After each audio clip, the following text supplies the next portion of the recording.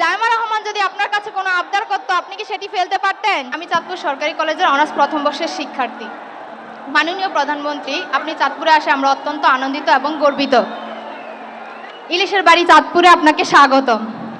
আমি বিগত 3 বছর ধরে চাঁদপুর সরকারি কলেজে পড়াশোনা করছি, কিন্তু বহু বছর ধরে চাঁদপুর সরকারি কলেজে অবকাঠামোগত কোনো উন্নয়ন দেখছি না।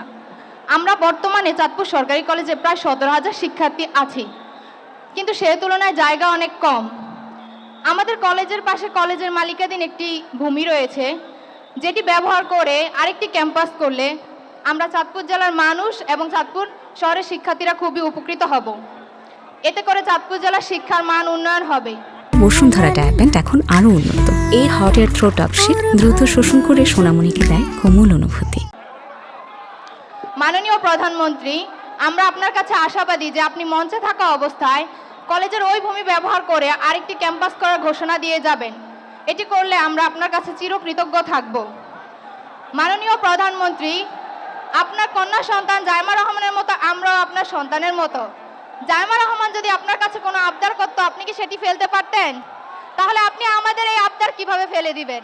আমাদের আবদার কি আপনি পূরণ করবেন না? করবেন না? মেহরুন সুলতানা ওর কলেজের ব্যাপারে একটি কথা বলেছে। ও আমাকে বলেছে আমার সন্তানের মতো নয়, এবং আমার সন্তান যদি কোনো আবদার করতো আমি রাখতাম কিনা।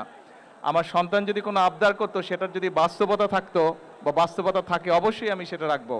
ও যেই আবদারটা করেছে, আমাদের শিক্ষামন্ত্রী মিলন, উনি এই চাঁদপুরেরই সন্তান, ওনাকে আমি এখনই নির্দেশনা দিব এটার বিষয়টার কি সম্ভাব্যতা আছে সবকিছু বিবেচনা করে। হ্যাঁ, কি ঠিক আছে? শুনেছেন? শুনেন নাই? আচ্ছা ঠিক আছে, তুমি তোমার কলেজের পক্ষ থেকে একটা দরখাস্ত দাও আমার কাছে। ওখানে যাও, গিয়ে প্রিন্সিপাল স্যারের সাথে কথা বলে একটা দরখাস্ত দাও, তারপরে আমি দেখছি। সরকারের থেকে কিছু আইন কানুন আছে, কাজেই আমরা চেষ্টা করব সম্ভাব্যতা যাচাই করে বাস্তবায়ন করতে।